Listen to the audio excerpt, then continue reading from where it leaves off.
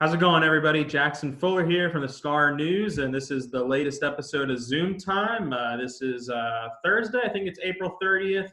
Should be on your screens on Friday, May 1st. I'm really happy to be joined by Chase Nixon today. Chase is obviously was the star quarterback for New Hanover football in the fall, a pretty dang good baseball player too.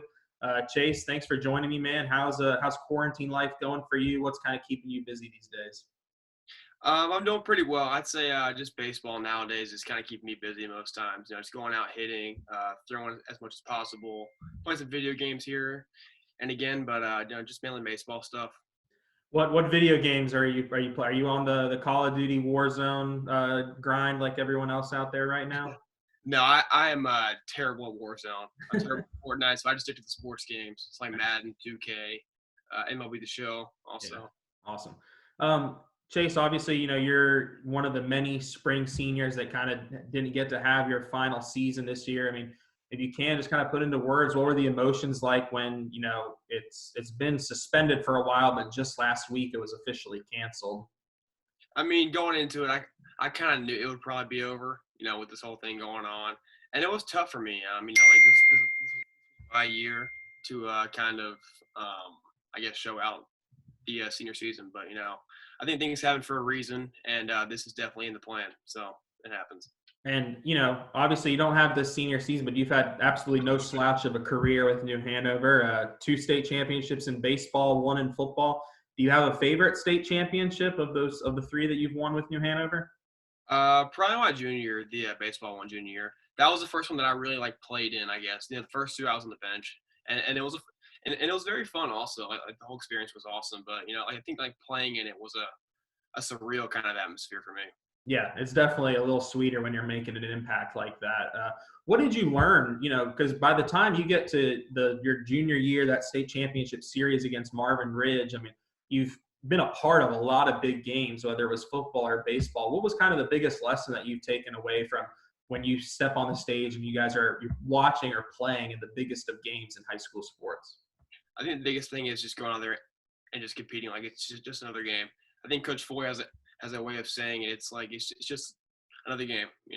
I think just learning how to go out and compete in those big environments has definitely helped me over the years playing in those big games. You know, you come into your senior season for football back in the fall, and you sat behind Blake Walston for a couple years, and we saw you come in and provide some good flashes, but obviously never an extended amount of time at varsity. Did you know that this type of season where you throw for over 20 touchdowns, I think two or maybe even less interceptions was something that you were capable of coming into your senior year, or did you even surprise yourself maybe with how well you were able to play this season? I think it's a little bit of both. I've always been a competitor. Like just growing up with Blake, playing along with Blake, I've always kind of had this competitive edge also of, like I'm pretty good too. So I think to an extent I was a little surprised of the final stats, but I mean I've always been a competitor, so I've always just been excited to go out there and play with my friends. How I think when I look back at the New Hanover season, you guys accomplished so much, but I'll always kind of remember being on the sideline for the end of the Hoggard game, like seeing how much it meant to you guys to end that streak. I mean, what is it about the Hoggard New Hanover rivalry that makes it special? I know you guys are, you're friends with some Hoggard kids through baseball and such like that, but when you guys get in between the lines, it's a very competitive and fierce rivalry. For sure. And for football, they the past 2 years they freaking demolished us. So I mean, having that in us and knowing that they got the better of us the past 2 years really kind of lit a fire under us. To go out there and prove everyone wrong and for us to go out there and dominate. Yeah.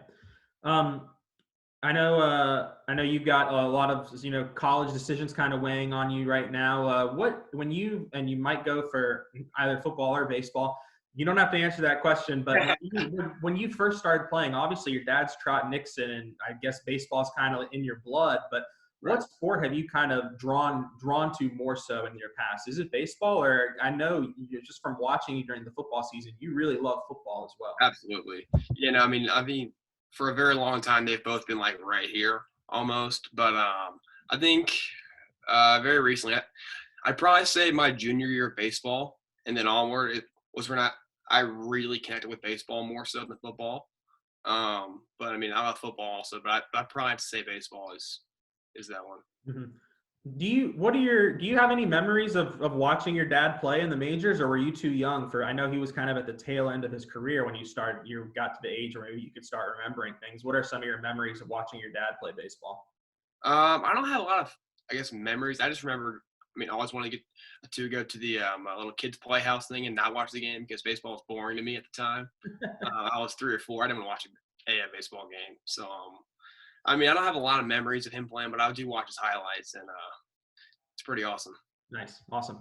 All right, so one of the big reasons, everybody, that I wanted to have Chase on is he kind of approached me and said he was doing a little Instagram live podcast of himself during quarantine, getting some high school athletes from around the area, across the state. I know you've got Hudson Rose, the athletic trainer, I think, coming on tonight.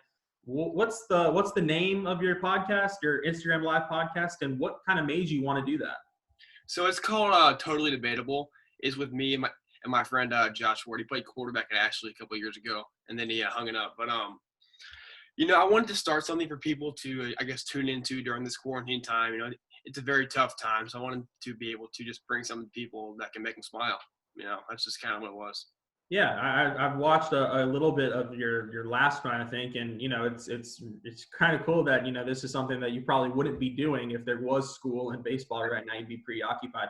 Are you interested in sports media and podcasts like that as a career one day, or was this just something that came to your head, kind of random and with once the quarantine happened? Definitely. I would say I think sports and podcasts, like the whole media place, would be a good place for me to be. I'm very interested in talking sports and all that stuff. I mean, I could talk sports all day long, and my friends know that. So I think this whole podcast has really given me the opportunity to do that. Nice. And I told Chase before we did this interview today that I wanted to flip it around about right towards the end and let him kind of have 3 or 5 questions for me. Doesn't have to be about me, can be about whatever. Chase, you're running the floor right now. You're the point guard. I know you don't play basketball. What would be some topics that you would like discuss on your podcast for people to maybe tune in one day? For sure. I'm going to keep it around high school sports today.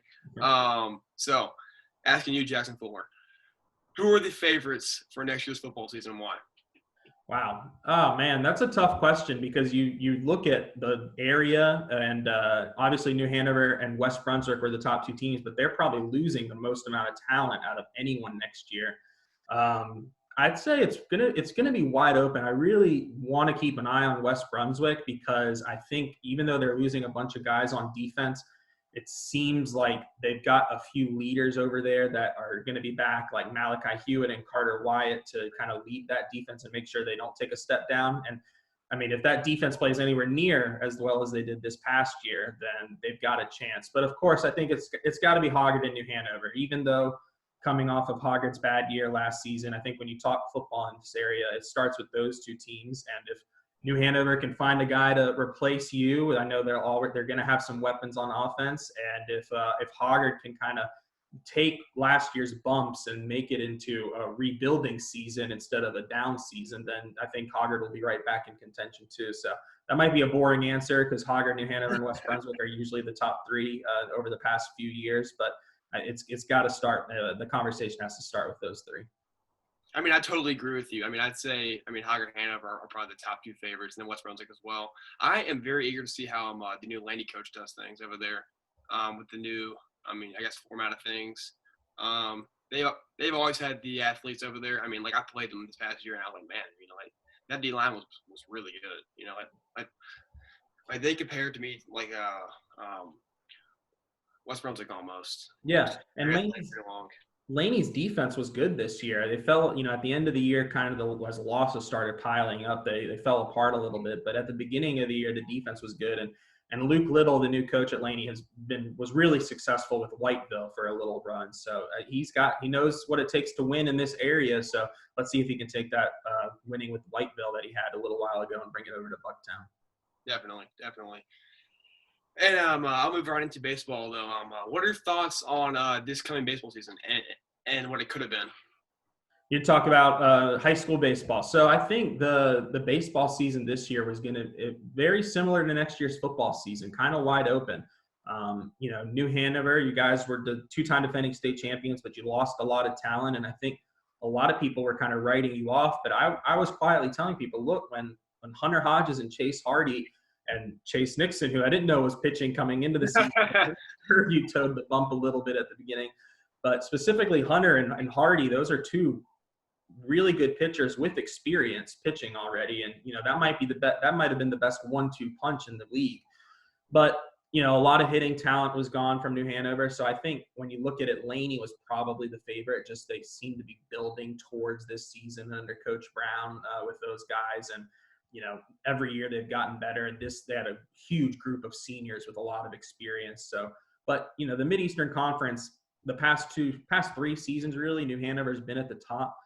But behind that, it's been really even from top to bottom. I think this year, New Hanover would have come down and it would have been wide open. You could have made an argument, I think, for 6 of the 8 teams to actually win the conference championship this year. Right. Yeah, and I mean, I'll speak for us real quick. I think New Hanover probably would have had the best chance because I mean Hunter is probably the best pitcher in the county in my opinion. Hardy's really good also, but I think with that, I mean that 1-2 punch, and then like us, I mean like we're very young, Connor Marion, Luke Nixon coming into the play also for us, my brother. We're very young, very scrappy. We definitely put together runs though for a set of teams. Yeah, it would have been you guys would have been a team that probably got better as the season rolled along. Baseball season there's a lot of bad things about this coronavirus, not just in sports, obviously, in the world, but missing a Mideastern Conference baseball season this year is definitely one of the things I'm the most bummed out about because I think that season and then which of our 2 softball teams, Hoggard or Topsail, is going to make it that far, are probably the 2 biggest storylines that we would have had here in locally this year. Right, for sure. And what he's saying in baseball for this, my next question here also, who is the best baseball team in the conference for the past 20-something years? Well, I think the answer is probably the New Hanover baseball team one of the past 2 years. You had Laney and Ashley both make a state championship series recently, but you kind of, Chase, I'm not going to lie to you. I've only been here since 2011 or so.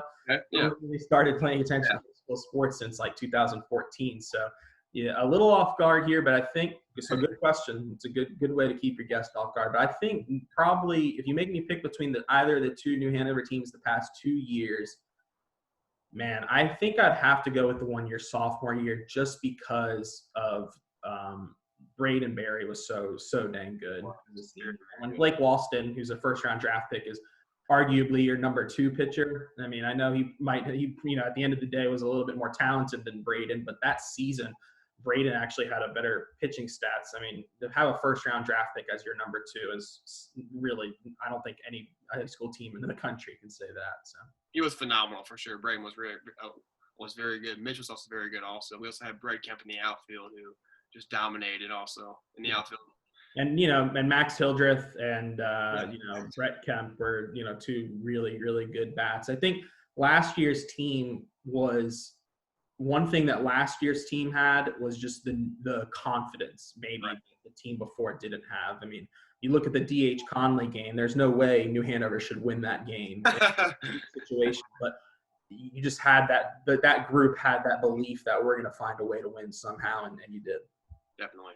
That was a crazy game. I mean, when I saw Chase Hardy going to the play, my heart almost dropped a little bit. I was like, all right, here we go. The best walk I've ever seen. Chase Hardy drawing that walk. Absolutely. All right, yeah. So my last question today will be, Liam Appler coming to replace me. What do you think? First.